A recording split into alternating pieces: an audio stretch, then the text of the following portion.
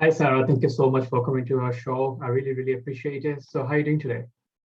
I'm really well, thanks, Razzle, and I'm really happy to be here. So thank you for inviting me on it. Yeah, thank you so much for coming. I know you have a busy schedule and doing lots of things at the moment, but yeah, taking the time out and sharing your knowledge and expertise with your audience, I really appreciate it. So, before we get to the topic, can you tell us a little bit about yourself, who you are, how you got started on coaching business, and what made you do in coaching business? Of course.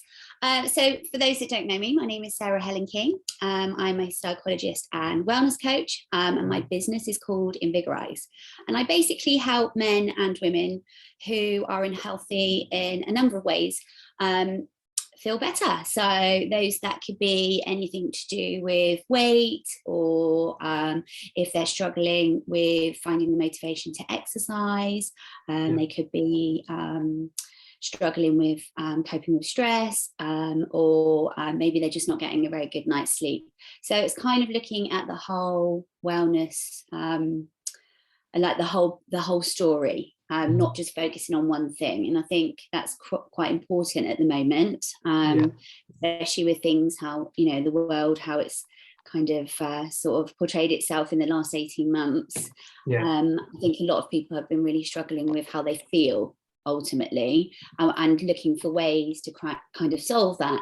And for me, it's not always about reaching, you know, going to the doctor and taking a tablet. It's about learning about what your body needs, what your mind needs, and then answering those questions yourself. So taking a little bit more personal responsibility, I guess. So yeah, I specialize in eating behavior. I do weight loss. And then obviously we get into the, you know, if people are struggling with feelings of anxiety and depression, low mood, and also I help them adjust those. Maybe they've got negative thinking styles, or if they're creating maybe limiting beliefs. So trying to break down those barriers into why they can't change, or why they're not feeling as well as they could be. And a lot of the time it is all about just making small changes in their day-to-day life, but that can feel super overwhelming. And that's why having the coaching element to it is really so important, because it really just helps people understand themselves a lot more. And then ultimately, after a few sessions, or however long it takes, it might take a few weeks, it might take a few months, they learn to become an expert really in their own health, and that, you know, that is what's really important. Now the approach that I used, it's derived from CBT, which is cognitive behavioral therapy, and there's a huge evidence base for its efficacy. And then I'm also trained in health psychology. So health psychology looks in depth into how people manage and experience health and illness. And it looks at biopsychosocial approach. So it's the biological aspects, the psychological aspects, but then also the social aspects. So social aspects could be, you know, your home environment, your relationship, your job, you know, anything that's influencing why the decisions you're making for yourself and your own self-care. So that's great. Like, you're doing quite a few things at the same time. It's really interesting. Yes, I think the challenge is marketing that in a really small, succinct way, but we seem to be doing okay. Always ways to improve though, and that's why it's always helpful to come on things like podcasts, because then you can really talk it in depth about what I'm actually trying to achieve and accomplish, so people can understand it a little bit better. And I think when you say psychologist and then, for example, weight, people don't always connect the two together, but this is health psychology, and it differs very much from, say, clinical psychology, which just focuses on mental health. But then if we look at how the health message and health paradigm is completely changing now, you know, eventually you'll be going to the doctor and you will be prescribed like a course of mindfulness, or, you know, you'll be, you know, they're already doing like some of the sort of eating weight programs that you get prescribed rather than, you know, medication. But it's actually now going that little bit more deeper in terms of understanding how your mind and your body interplay with each other, and one is not separate from the other. So yes, if you're feeling depressed and you go to the doctor and you take an antidepressant, of course that's going to help your depression. But if you're not eating very well, if you have a terrible diet, the likelihood is you are not going to feel that much better until you have started addressing that, and also maybe moving your body more. Don't need to join a gym or be an athlete, runner,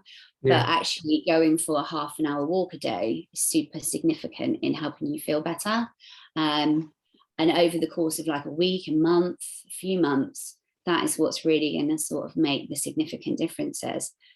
So it's about being more aware of that, living with kind of purpose, understanding that it's really important to be outside. It's really important to go for that walk, even if you've got a really busy schedule, or, you know, you're very stressed out of, you know, busy family life, you've got children to look after.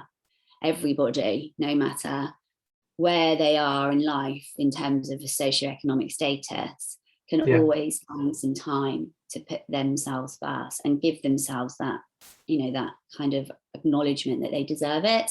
And that's another aspect that I help people with, is, you know, looking at things like self-compassion, forgiveness, and, you know, building resilience, which I think is something that we're going to talk about a little bit more in depth today.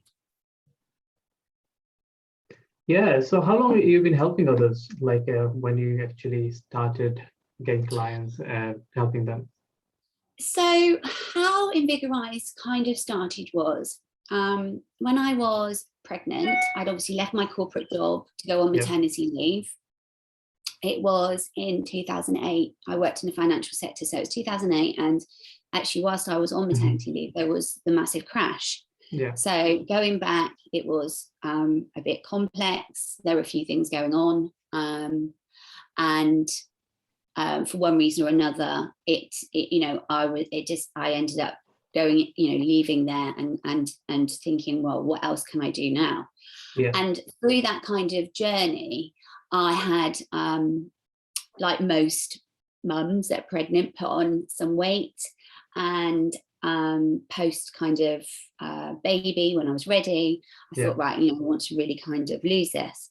So I joined Weight Watchers, and I found through that process there were lots of benefits, but also many negatives in terms of the psychological element of it, and how they, you know, how it was actually benefiting people long term. I think, you know, if you look at the kind of dieting research, only 5% of diets are really that successful. So obviously this was more like a weight loss program. And so during that time, what I found was I lost 17 pounds in like 7 weeks. But the reason that was successful for me wasn't because of the points or the kind of going in and being weighed, which I thought was quite shameful for people. It was the process of like writing what I was eating down, and soon realized that actually, as like a busy mum with a baby, you know, broken sleep nights, I wasn't actually eating at regular intervals. And as soon as I did that and got back into my kind of routine again, the weight started dropping off anyway. So for me, it was obviously like a metabolism thing and making sure that I was eating the right things. And so it wasn't, it wasn't really that complex. It was just a very small change. But what I soon realized was there was quite a lot of damaging things going on about that scenario.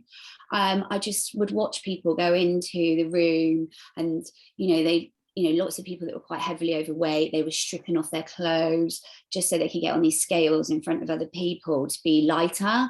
And it just like, I just was like, what are people doing? What is this? You know? And then they'd have a meeting afterwards, people talk about different things. And there was always these big, huge weight fluctuations in terms of, well, I say big, huge, they weren't big, huge. They were like, you'd lose 2 pounds 1 week and then you'd gain a pound the next week.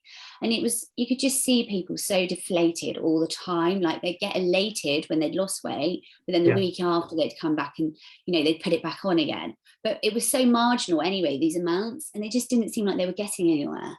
So I guess that was probably one of the things that stuck in my mind.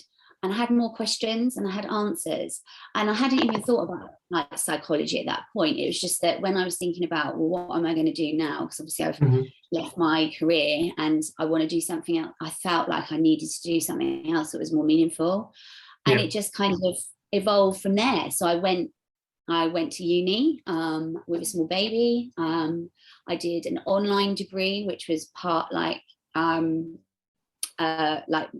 residential, but then also mostly online. Managed to do that in 3 years, and I got a first. And during that process, that's when I really sort of began to be able to answer all these questions about eating behavior, weight psychology. There are some amazing specialists in the world, and I've been researching this for a long time.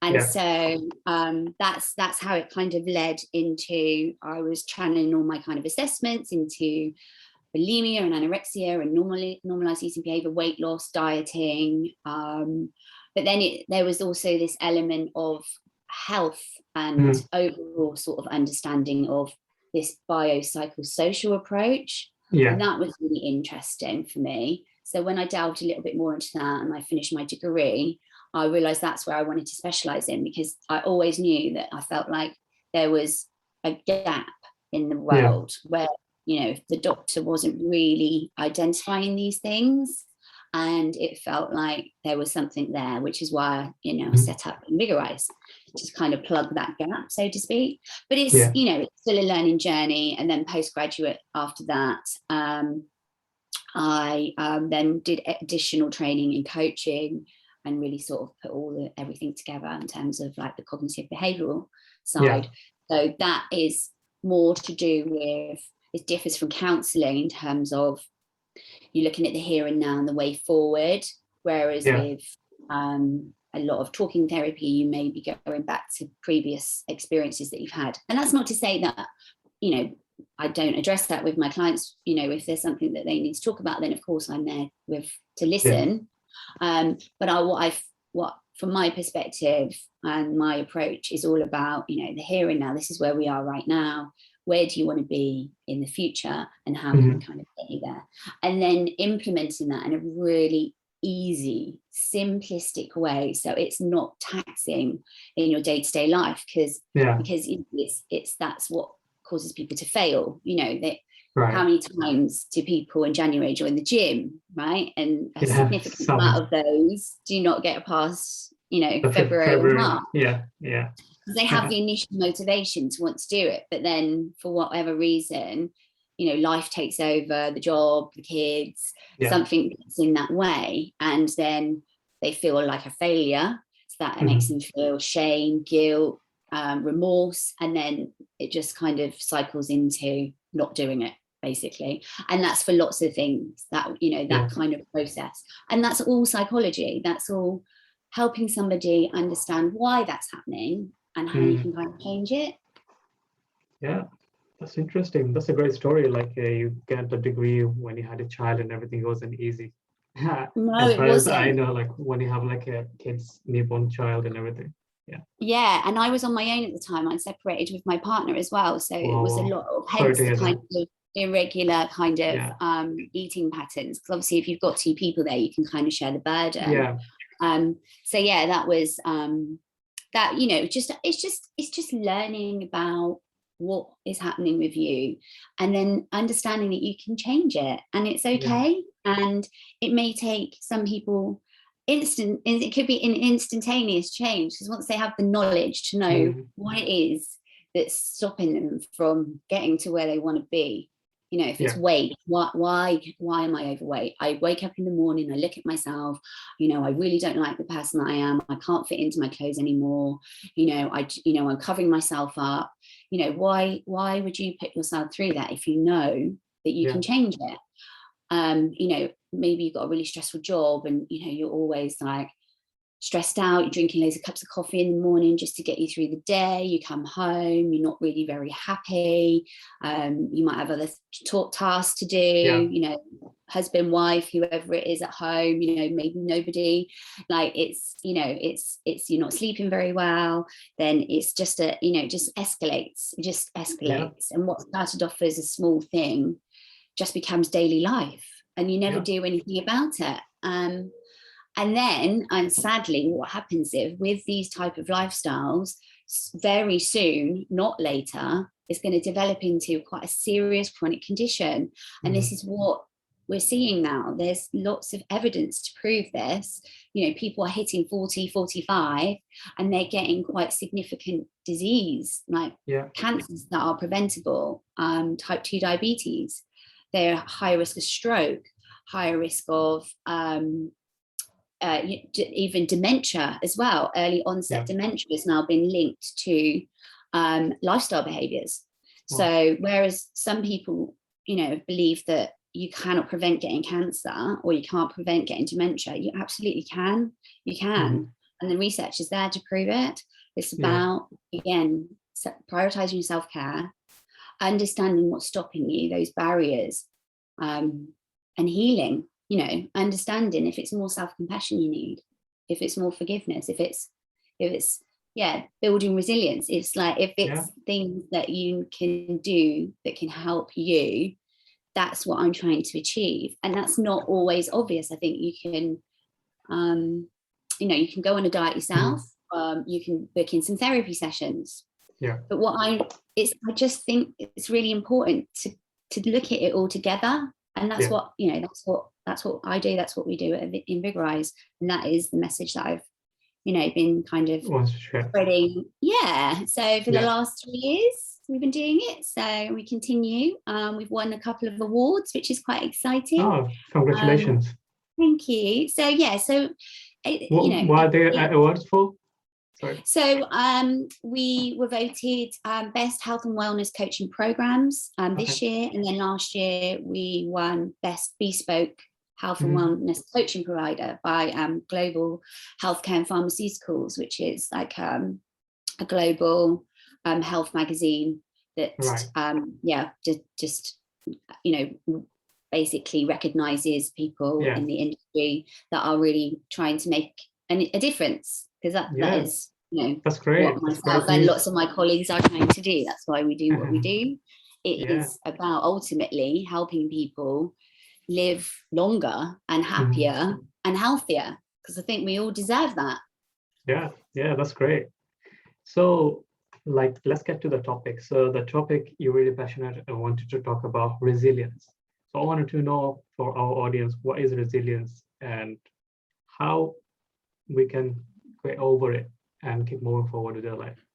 Yeah, of course. So I think what prompted me to kind of look at this topic over the last couple of weeks is thinking back to, obviously we had the 20th year of 9/11, and then also obviously coming through a global pandemic. I mean, I know the two are not comparable, but they are two major things that have caused a lot of trauma for people. It's a huge life stressor. Wars, you know, things that happen. We've never really kind of, well, I'd say we, in the UK, we haven't really experienced anything on that kind of scale in recent years. I know that there are people around the world that have a different story to that, but I think for us as a, you know, as a kind of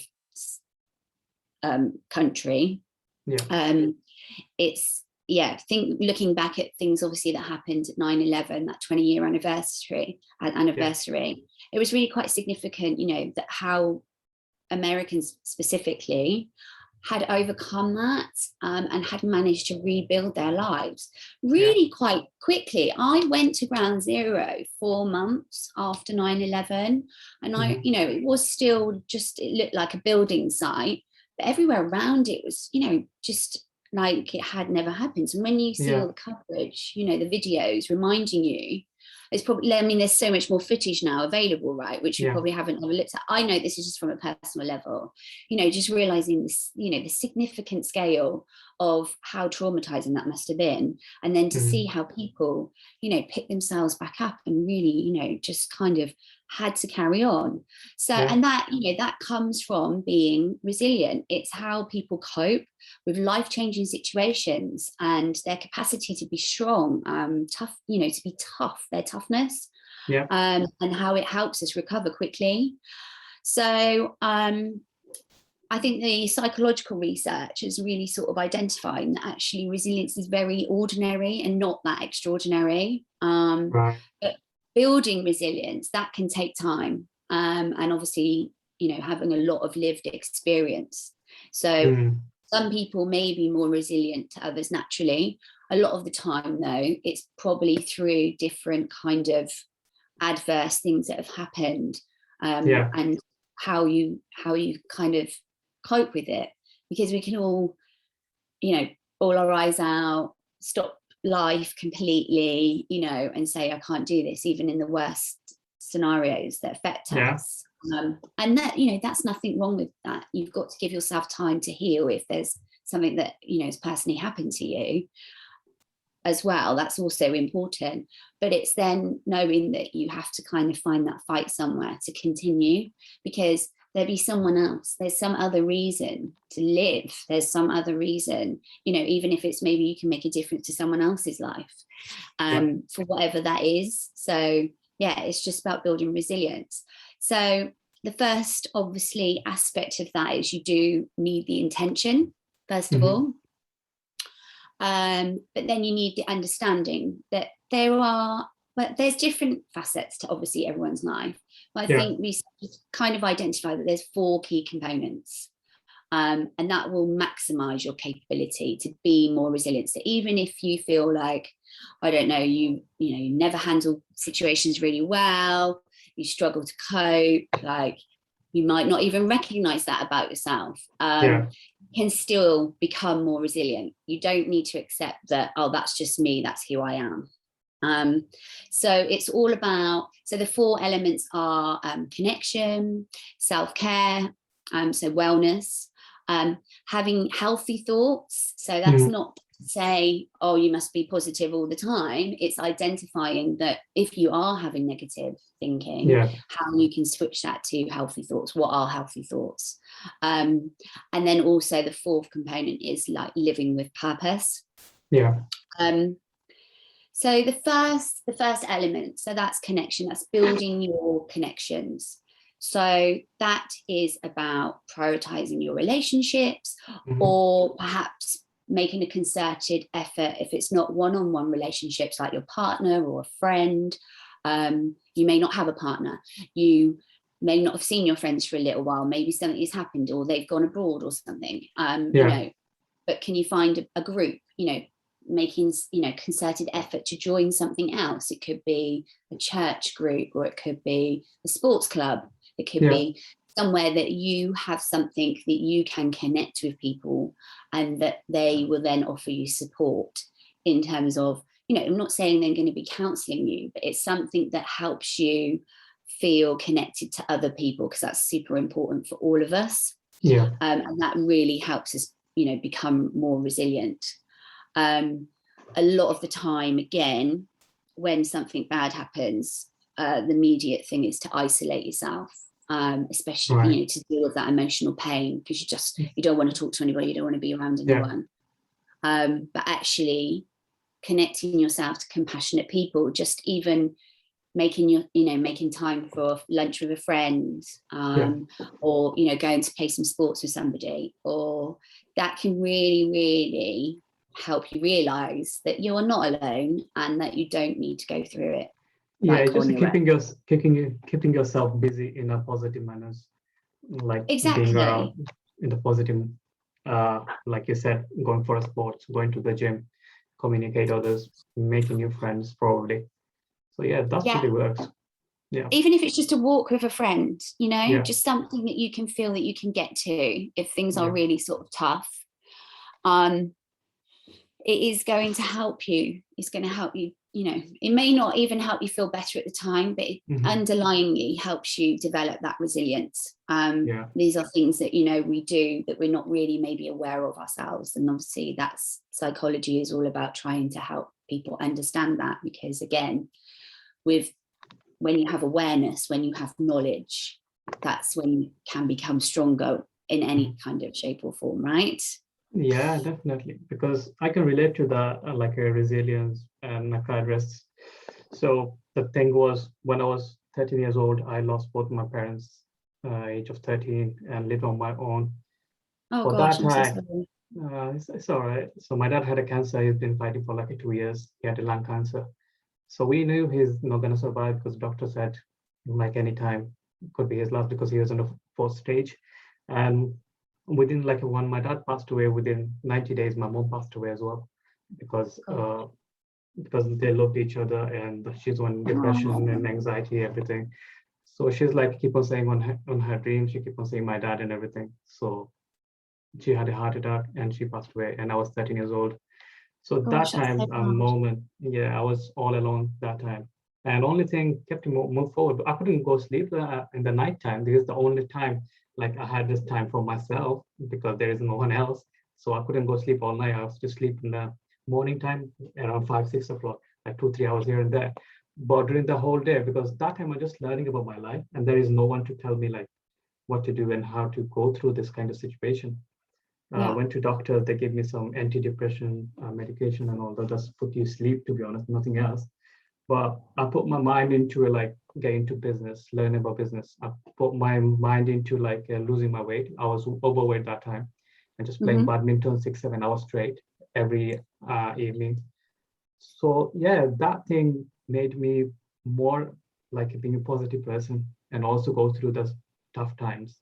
And because I was like achieving some different kind of goals, so Yeah.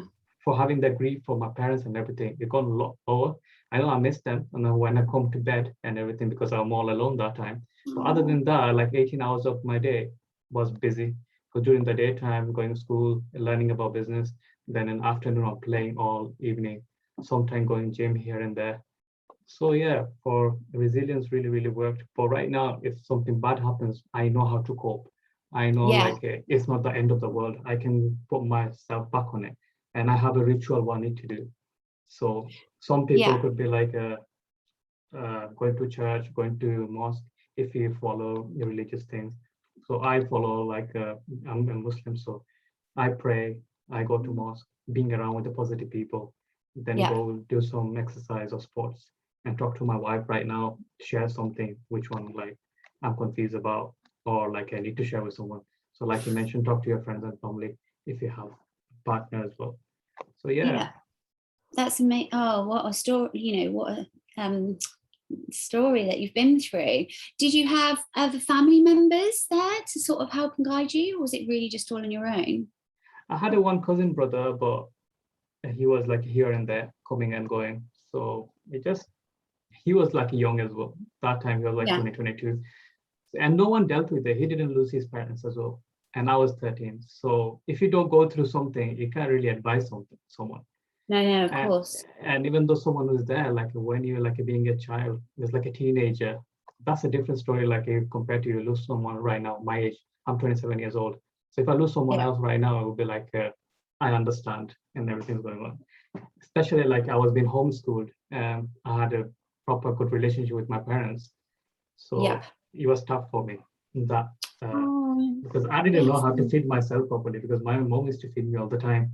So I came from like that kind of family. I'm just spoiled that time. And like I said, I was like overweight and everything. So I need to like do something with my weight and everything, getting out of the medication and going back into sleep. So yeah, it took me like about a year to get out of it. Like when I turned around 15, then I was like more happier. I coped really well and I had a new vision. I just moved on with it. So obviously still today I'm gonna miss my parents, but it's not like how it used to be at the beginning. So beginning is hard. You don't know what to do. Like you never dealt with that kind of situation. Even with the business wise, 3, 4 years back, I had like a rock bottom as well. So started from bottom. I didn't know what to do, like again, nearly bankrupt and everything. So it wasn't that bad comparing to at the beginning because right now I know how to deal with the losses, how to deal with the bad things. So even though this year we is about to lose our child as well, you probably know the story. He's been in Yes, I ICU, he do. had a brain Yes. damage and everything. So that's the Yeah. resilience again. But me and my wife coped really well because I had the experience in the past. The more you go through the hardship, I think it'll get better, isn't it? You're such an amazing, strong person. I can't believe like all these things that have happened, and just thank you so much for sharing how you've kind of coped with all of that. Yeah. It is, I think, people go through some terrible things, and sometimes you just have yourself, right? You just have yourself, and that's, you know, and if you, like you say, you chose different avenues, like you say playing badminton and drawing, you know, into sort of healthy behaviors, because a lot of the time people will lean towards the unhealthy behaviors. They'll start drinking, they'll start taking drugs, they'll go and have, you know, X amount of partners to sleep with without any meaning. It's you know, it's easy to slip one way or the other. I had a choice to go for like a smoking route, like become an addiction with anything, because I had the money, and there is no one to telling me, oh, don't smoke or anything. So that time I chose to, like, no, I'm not going to do anything bad. I'm just going to focus on like doing good things, try to build my body or get into the right shape and do something. Like, I always wanted to do something. I joined in a computer course, how to do Photoshop, website design and everything. These things I'm looking for in myself, age of like a 14, 15 that time. I'm just finding where the course is. Also, I'm doing like a homeschool. I'm going for my education as well. Same time, I'm doing day trading on stock markets. I'm trying to make some money because there's a new stock exchanges happening in our town. So I kept myself busy and going out with the friends, just going like a nice meal, not like hang around with the bad things like going for smoking or drinking. None of that. That's the thing. And those also, you know, practicing those healthy behaviors for yourself, again, that's what is building the resilience. I set up a free group online, my Invigorise community, because that kind of was giving that group support. But I think everything you just described is also, it does come from you. It's about what you do for yourself. So if you can seek out new things, even, you know, if you feel like you can't do it, it's just trying it, because it doesn't matter if you fail it, right? It's just the fact that you've given it a go, like your course and you know, going out for lunch with your friends, etc. It's just, you know, finding something that helps you build that up in yourself. So important. So in terms of like working with your clients to building the resilience, do you have any steps to follow for them to build that? So the second kind of component is all about wellness, when that specifically with resilience. And obviously that is everything that I do with my program. So I've got 4 now, one soon to be launched. But one of those is literally just like a 3-day healthy reset. So that's really all about people that are thinking they need to make a few changes but not sure where to start. It's a really good reset, especially if you feel like, you know, you've been overindulging or you're overeating, and you need something that maybe will help you, you know, feel instantaneously better. What you're doing is you're resetting your microbiome. So you cut out like sugar and alcohol, but we don't really focus on that because psychologically, I don't think it's good to eliminate foods. It's just that in this case, what you're doing is eating real food. So it's like fruit, vegetables, water, and lots of different nice, fun, you know, nourishing recipes that you actually do want to eat over the course of 3 days. And then obviously after that time, depending on how you feel, then you can like go into a longer term kind of program, or maybe be enough that you can actually feel a lot more motivated. You've lost a bit of weight and it's really kind of sparked in you that kind of, you know, motivation to continue. Then I have a program called Nourish Me, which is a 6-week program aimed at slightly younger market, and that's all about learning how to be kind to yourself. Again, looking at these 4 kind of areas of eating, exercise, stress and sleep. Then I have a 12-week weight loss program, so that really goes in depth. And I call it a weight loss program, but it doesn't focus on weight. And we look at all different aspects of your lifestyle, things like, you know, maybe going to the supermarket is a problem for people where they, you know, they're struggling with temptation, or they really want to start exercising outdoors, but they don't have the confidence to do that because they just feel like everyone's looking at them. Those are the things that, you know, it's not just a case of eat less, move more. We do talk about food and we talk about exercise quite early on, because that's, you know, it's obviously quite a big factor, but it's not the main factor. It's about how you can, you know, make small changes in your life and then continue them through. We'll look at stress, we'll look at sleep, we'll look at changing taste preferences, and then we'll look at motivation and how to continue that. So obviously after 12 weeks, if you want to, you know, you want to be ready to do it on your own, we will address any potential barriers that might make you stop or fail, or, you know, revert back to how you once were.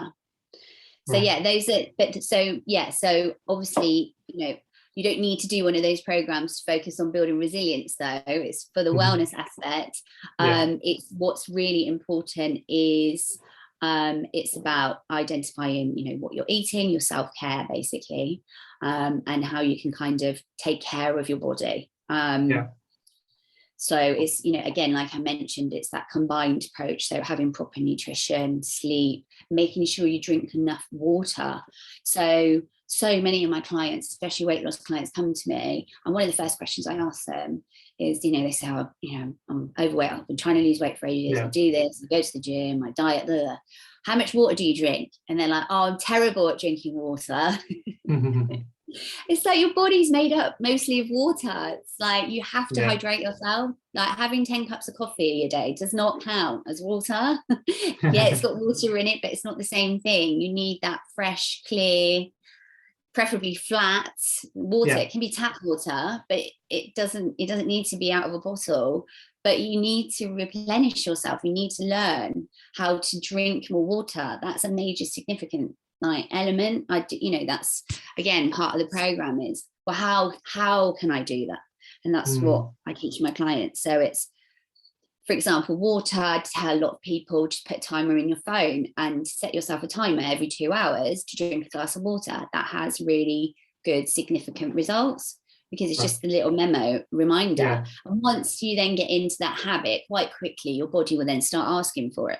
You'll be thirsty a lot more. So then you drink it naturally, but it's about changing, what you're doing for yourself. I think I read it somewhere, like if you do something for 21 days, it becomes your habit. So there's lots of different research. 21 days is one research study. It can go up to, I think, 256 days or something. There's there's a wide body of research. They're all different research papers. So everyone different. I think it's individual for you, but there are definitely timescales to that. But it be individual for you. So if you find that it's not turning into a habit, then you're one of the people that has to keep doing it for longer until it does. But like I said earlier, some people will just make a change and that will be it then. Once they've changed their mindset, they've set themselves that goal, then they will continue with it and it won't be a problem. So again, that's probably with addiction. A lot of the time, if people, addicts, when they want to, give up a drug or give up alcohol or smoking, that something switches in their mind where they actually do it and then never fail. Right. Obviously, part of recovery as well is relapse, but if you look at especially addiction, which is obviously really hard to do, but a lot of people will change their mindset. And so, but yeah, what's hard with that is, what's a bit more easier with that compared to eating, so weight, is because we have to eat food. We have to eat food. And that's why it's such a challenge. So it can be even more challenging sometimes than actually giving up an addiction, because you don't need to take a drug, you don't need to drink alcohol, but you do need to eat.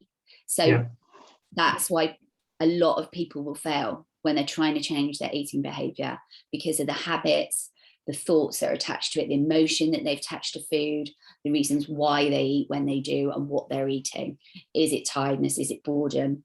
Is it an emotional crutch? Is it something that they've learned from childhood as a eating behavior? Is it, self-harm almost as well? People are just not, they're just like, they hate themselves so much, so they don't care. And again, obviously that is something that I would help them with. So yeah, harnessing wellness is super important. Practicing mindfulness, journaling, yoga. There's loads of different elements to that. You find something that works for you. And then, like I said, trying to avoid the negative outlets. So trying to not, get drunk every night or, turn to other things, because they are tempting to obviously mask your pain. But it's much more healthier long term to focus on giving your body like the resources it needs to manage that stress rather than eliminating it, if that makes sense. I wanted to touch on that, like you talked about forgiving others. So how does it all connect together, for forgiving others? Sorry, say that again. I said, like, I wanted to touch on that, forgiving others. So forgiving others. So how does it all make sense in terms of like resilience, mindfulness, and so forgiveness is a whole like psychological construct in itself. I'm very interested in the effect of forgiveness, especially on health, because there's lots more science now. I think forgiveness came very much from kind of a religious perspective, in terms of, you must love and forgive everybody no matter what they do to you, forgive those who trespass against us, kind of thing. I'm sure you have it in Islam as well. So forgiveness is basically if we think about sometimes that we might be holding on to a grudge. Say someone did something to us. It could be anything from cut you up in the car to, abused you as a child. Like there's so many. What are we talking about here about trying to forgive? Some things you just think, oh no, that's unforgivable, but it's about how it affects you, and it affects your life, and what you can do to benefit yourself. Basically, that's what forgiveness is. It's not about letting the other person off the hook. It's about you letting go of whatever that is, and then being able to heal properly. Because if you don't do that, this is where a lot of illnesses are starting from. A lot of, the eating, the weight gain, the, the drugs, whatever it is. If you have had something that's happened to you and you have not let it go, it manifests inside you and it causes you harm. So ultimately, whatever that thing that happened to you, that person is going to win. So it's kind of that forgiveness is actually about taking control back. It's about you owning it and living your best life, and and giving yourself the best opportunity to be as healthy as possible. And then obviously from some of your experiences you've had, I'm sure at some point you must have been like, why have my parents died, and wanting to blame some, or maybe, I don't want to say what, but, why that, when your baby was not very well, it's easy to kind of feel that resentment, that rage, that anger. And all of us feel that at some point or another as part of humanity. I don't think there's anyone that doesn't have those sort of negative emotions and feelings, but it's how you manage it, what you do with it, how you kind of let it go, how you release it, that is so significant into how you feel long term. So there's different elements of that. If that was someone that I was specifically working with on maybe on a one-to-one basis, then we would look at what was it. Some people may not even recognize what it was. So it's about building that relationship, building that rapport, asking the right questions, trying to understand how they're actually feeling, what has come before, and is that the trigger point, and then how they can kind of let it go. What can they do? It may be a very quick process, because once they've identified, actually, you're right, I am harboring that grudge, I can let that go. Or it may take a few months of sort of coaching, because you may have other things that are all attached to it, like that's led into unhealthy eating habits, or that's led to being like immobile almost, you're not doing any kind of form of exercise. So once you release that, you actually start building momentum, building that motivation back again. I think also what we touched on before is having that obviously leads to healthy thinking as well. So if you're always ruminating about something bad, or even just about yourself, self-forgiveness as well is super important. And that's another area. It's about, maybe you've done something, maybe you cheated on a partner, or maybe you know, lied about something and you can't forgive yourself. It's manifesting inside you. Of course, if you've made amends, or you know, you feel like it's been dealt with, then it's time to obviously self-forgive as well, right? If you you know, you've made amends for what you've done. I'm not saying you need, you know, people that have caused done terrible things to other people, but the fact is, self-forgiveness is also key to your own individual health. And it's healthy thinking. So irrational thinking, you know, thinking the worst is going to happen, or catastrophizing events. It's, you know, it's trying to not think the world is out to get you, and adopt a more balanced and kind of realistic thinking pattern. And again, a lot of people might not be aware of that. They may be listening to this podcast and think, oh my God, I totally do that. So that's, you know, if that is you, and maybe you're looking at your life and things have not been going well or causing hardship, what I don't want you to do is then start feeling shameful or guilty or blaming yourself again, because that's not right either. It's about making that positive change, and how you can do it. What can you do to kind of turn it around? It may just be for you, it may be for family, it may be for friends, it may be for work, maybe something that's been happening at work that you haven't really sort of taken control of. It could be anything, right? Children, if you're parenting. You know, maybe you've been really busy at work, really stressed out, and you come home, you're always shouting at your kids, you don't really give them enough time or focus, you're always too tired for it. They come to you, they want a story. No, go away, I'm too busy. It could be just small things like that. How can you now identify and change that? Rather than feeling, oh my God, I'm a terrible parent, I can't believe this, what have I been doing, I'm rubbish, I'm horrendous. That's not going to help anyone either. That's not going to help. That's not going to help. What you need to do is think about how you can kind of address it, and then obviously change it. And if it's, you know, even if it's just once a week you read that story, it's better than what has happened so far, just to give you a kind of definitely.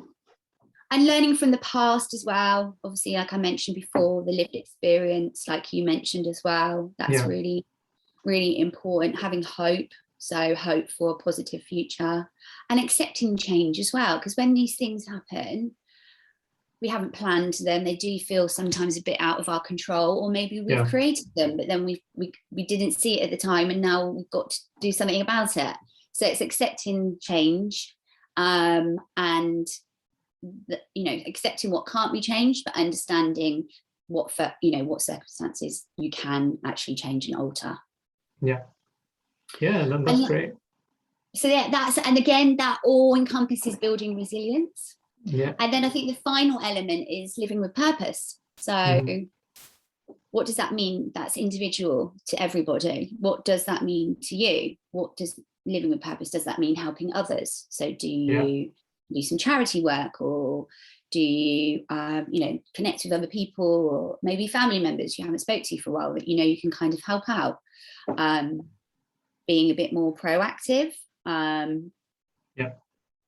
like accepting your emotions, you know, during hard times, and then also, you know, what can I do about a problem in my life? What can I, you know, taking sort of ownership of it. And if it seems massive, try and break it down into more tangible, sort of manageable pieces. For example, if you got, you know, you lost your job, you can't maybe spend time convincing your boss that, you know, he's made a mistake to let you go, but you can spend an hour each day listing out your top strengths, and work on your CV, right? And reach out to more people. Jobs. Exactly. So I know it, you know, it's easier said than done, but hopefully, you know, people that are listening to this podcast, it's just maybe triggering some things in their mind that will ultimately help them think in a different kind of way. And then obviously, if some of these things that we have been talking about are really a struggle, like you're just, I cannot understand that, this is totally overwhelming, I do not know where to start, then that's when you seek help. And obviously Yeah. what I do, or if it's not me, it's, you know, another therapist or whatever it is.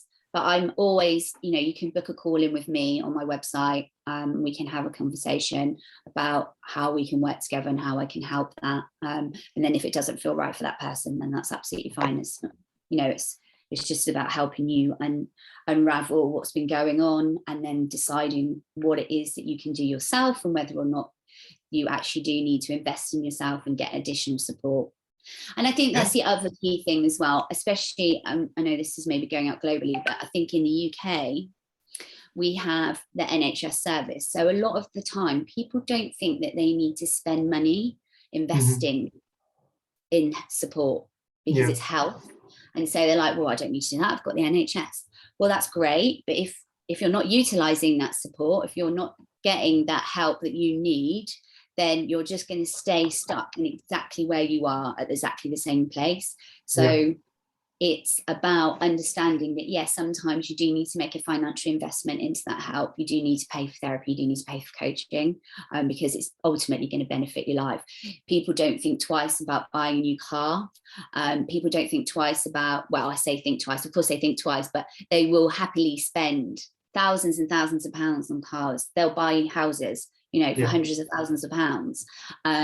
You'll go on luxury holidays or nice holidays, or even if it's, you know, you can't afford those things, you still invest lots of money into things that make you feel better. But actually, you can't have any of those things if your health is suffering. You won't be around for your family if you don't identify some of these behaviours that are going to cause you really limiting or life-changing illnesses. So it is about, you know, sort of giving yourself the tough love talk. Why have I not done this? What can I do to change it? Right, that's great. We are running out of time, Sarah. It was great for you coming to our show. That was really great. So if anyone wants to work with you or reach out to you, how they can find you? Do you have a website, social media? I do have a website and I have social media. So I am on Facebook, Instagram, LinkedIn and Twitter at Invigorise. That's INVIGORISE. And also you can check out my website, which is www.invigorise.co.uk. And there's lots of information on there as well. And I've also got my free coaching community. So of course, if you are not in a position to pay for coaching or, you know, pay for an intervention, then please, I am there every day online to offer free advice and support. And that is called the Invigorise Self-Care Community, which is on Facebook. But yeah, get in touch if you can't find that or there's any issues. So thank you for having me, Reza. It's really good That's today. Great. And thank you for sharing your, you know, your individual story as well, because that's always hard, you know, when you've been through such, you know, I just gave the example on the topic, so it'll be better so people can relate to it. So absolutely, yeah, for sure. It was great having you on the show. I know you have a busy time and everything, for taking the time out. And yeah, it's great. It was great. A lot of things to learn from you. Obviously, our audience get value from it. So yeah, enjoy your rest of your day and have a good luck with your career. Thank you so much. Great. Cheers. Bye. Bye. All right, guys. Thank you so much for listening to today's episode. So this is a wrap. We're going to talk to you in the next episode. So stay safe, stay healthy. Talk to you soon. Bye.